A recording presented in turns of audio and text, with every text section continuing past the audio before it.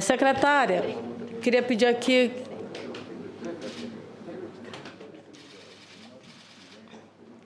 Secretária, nós temos, na verdade, várias publicações suas acerca da recomendação do uso de hidroxicloroquina para crianças e até para gestantes.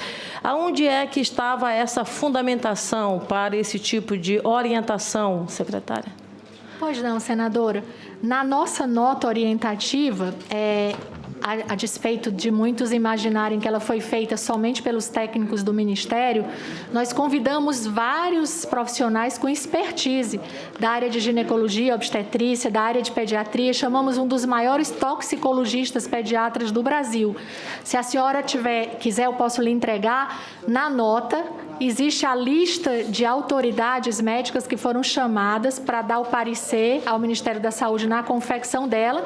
Existe uma lista de referências que também estão descritas lá, que foram usadas para essa orientação ser criada. Por que a senhora não obedeceu o que estava determinado pela Sociedade Brasileira de Pediatria, que não recomendou o uso da cloroquina para crianças e adolescentes?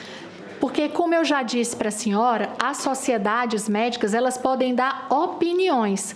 O Ministério da Saúde não precisa necessariamente seguir a opinião de sociedades. Ela precisa seguir a orientação de quem? A nossa referência, primeiro, para os médicos exercerem a sua autonomia, dada pelo Conselho Federal de Medicina. E nós temos os nossos técnicos, nós temos as pessoas que nós escolhemos para dar o nosso parecer. Então, quer dizer que esses pareceres são baseados em pessoas que o Ministério escolhe. Sempre o Ministério assim. Não considera, por exemplo, as entidades científicas de saúde no Brasil para respaldar os seus protocolos? A gente considera quando esses pareceres, eles são condizentes com a realidade e com a verdade. Não, peraí. As sociedades falham também. Não, peraí. Quer dizer, então, que o Ministério da Saúde, ela concorda com opiniões que favoreçam o entendimento político do Ministério da Saúde? É isso, só para entender? Não foi isso que eu disse. O que eu disse é que nós temos o nosso conjunto de técnicos que trabalham no Ministério, servidores de carreira, e muitas vezes nós chamamos técnicos de fora também. O ministro Marcelo Queiroga vem fazendo isso agora, para que as pessoas elaborem os protocolos, mas as sociedades, elas dão opinião. Elas não decidem conduta do Ministério da Saúde. E as sociedades também erram. E para a senhora ter uma ideia, a Sociedade Brasileira de Pediatria, à semelhança de outras sociedades, ela também não representa todos os pediatras do Brasil. E por que a senhora colocou na sua fala que havia, por exemplo, respaldo junto à Sociedade Brasileira de Pediatria? Eu não me lembro aqui em que contexto isso foi colocado. Mas a senhora sabe que a senhora fez referência de que havia um respaldo junto à Sociedade Brasileira de Pediatria. Não me lembro em que contexto isso foi colocado. Se a senhora tiver para me lembrar, porque eu não me lembro em que contexto eu coloquei isso. O vídeo, posso pedir aqui para a minha assessoria, já posso até colocar para Vossa Excelência, mas faz parte do vídeo. Eu acho que a senhora deve estar falando do contexto das aulas, das escolas, e não de medicações. Do uso de hidroxicloroquina para crianças e adolescentes. Não. Vossa Excelência fez referência à Sociedade Brasileira de Pediatria, que em seguida a própria sociedade apresentou um documento exatamente contrapondo a posição feita pela senhora. Quando a senhora fala em relação a essas entidades científicas, eu queria que a senhora me explicasse de forma mais específica. Por que eu digo isso, secretária?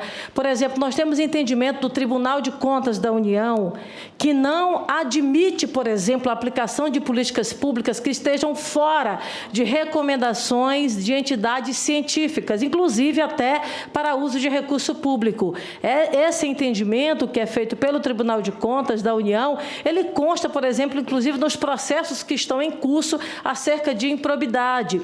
Nessa mesma linha, por exemplo, a senhora não considera essas entidades que eu vou citar aqui como entidades idôneas, que, aliás, são colegiado, como, por exemplo, a Rede Brasileira de Mulheres Científicas, que, aliás, a nota técnica da Rede Brasileira de Mulheres Científicas, ela não apenas não orienta, ela traz o banimento da adoção, por exemplo, da cloroquina.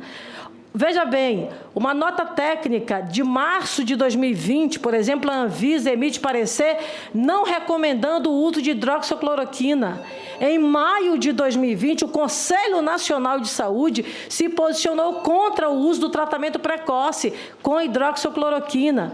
Em junho de 2020, a Sociedade Brasileira de Infectologia lança uma diretriz médica onde não recomenda o uso também desse medicamento.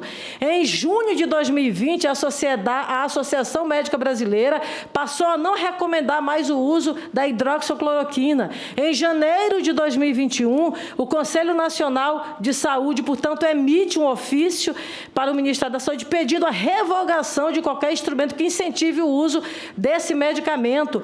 A Associação Médica Brasileira recomenda, em março de 2020, o banimento do tratamento precoce da hidroxicloroquina.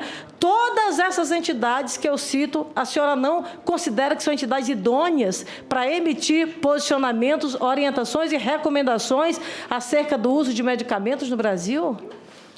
Senadora, eu não vou discutir aqui a idoneidade dessas representações, mas o Ministério da Saúde ele não precisa se nortear. A senhora citou aí a Sociedade Brasileira de Infectologia.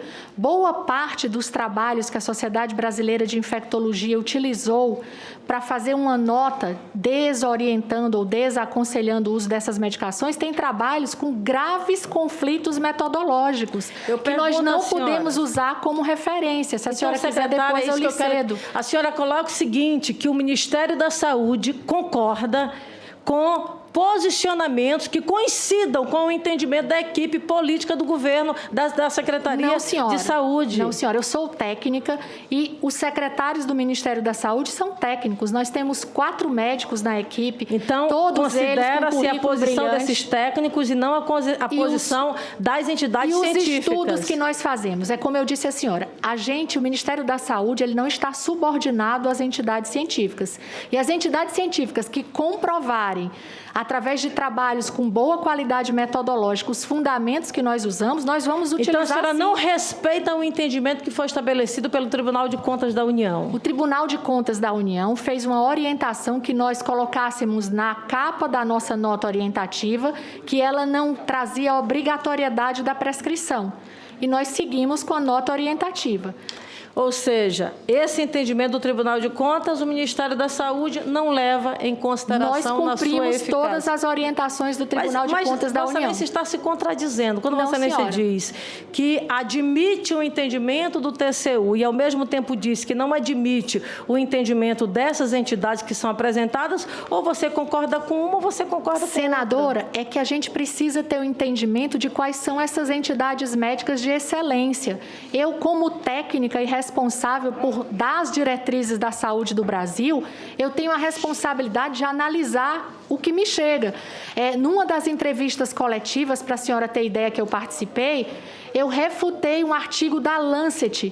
2 semanas depois, eu sofri uma linchação social, porque as pessoas disseram que eu estava questionando uma das maiores revistas do mundo, que condenava o uso das medicações antivirais para o tratamento precoce.